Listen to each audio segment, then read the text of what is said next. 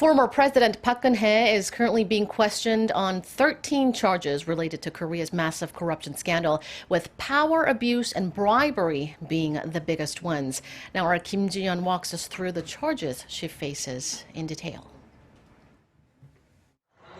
Tuesday is shaping up to be a hectic day for prosecutors as they're scheduled to question former President Park Geun-hye. The questioning is expected to clear up many of the suspicions Park currently faces, which were difficult to prove despite a months-long investigation because authorities did not have the chance to ask Park in person.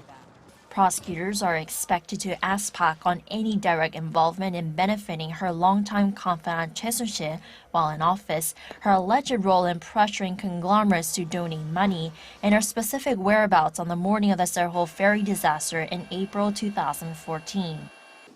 They're related to a number of criminal charges Park faces that have been brought up by an independent counsel and the state's prosecution. Most of the charges against Park are related to abuse of power to obtain gains for either herself or Choi, something the independent counsel team has tried to focus on during their 2.5-month investigation period, which ended late February. Other charges include attempted coercion, leaking state secrets, and bribery.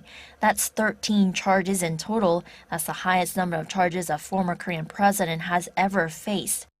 Ex-President Park Geun-hye is to become the fourth ex-leader to be called in for questioning for criminal charges, following former Presidents Do Tae-woo and Chun Doo-hwan in 1995 and former late President Roh Moo-hyun in 2009.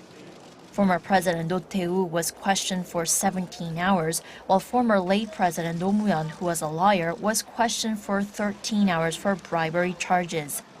The interrogation period for Park, who has no legal background, could take longer than any of the previous cases, considering that she's been denying all of the charges against her, and there's a high possibility she'll be on discretion when she's answering prosecutors' questions.